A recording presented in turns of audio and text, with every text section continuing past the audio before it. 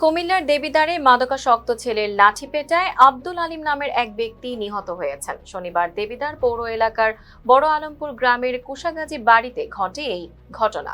স্থানীয় সূত্রে জানা যায়, নিহতের বড় ছেলে রাসেল আহমেদ মাদকের টাকার জন্য প্রায়ই তার বাবাকে মারধর করত।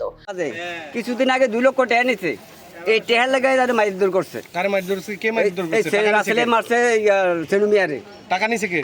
টাকা নিছে রাসেলে 2 লক্ষ টাকা নিছে কিছুদিন আগে, মাসখানেক আগে। এই টাকা খাওয়ার পরে টেহা দিয়ে লেগে তারে মারছে। আবার টাকা দিয়ে কি করে সে এত টাকা দিয়ে? বাবা খায়, গাঞ্জা খায়।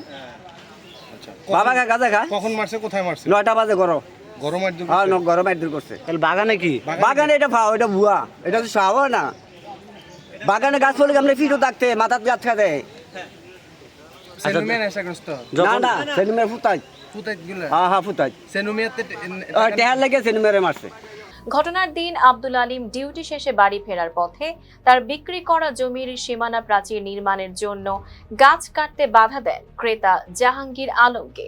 জাহাঙ্গীর এই বিষয়ে রাসেলের কাছে অভিযোগ করলে রাসেল তার বাবার সাথে তর্কে লিপ্ত হয়। বাকবিতণ্ডার এক পর্যায়ে বাবাকে বেধড়ক পিটিয়ে মারাত্মক জখম করে সে। আশঙ্কাজনক অবস্থায় দেবিদ্বার উপজেলা স্বাস্থ্য কমপ্লেক্সে নিয়ে গেলে চিকিৎসক তাকে মৃত ঘোষণা করেন। ঘটনার পর রাসেল পলাতক রয়েছে। এদিকে স্থানীয় কিছু ব্যক্তি সহ নিহতের এক ছেলে ঘটনা ধামাচাপা দিতে চেষ্টা চালিয়ে যান।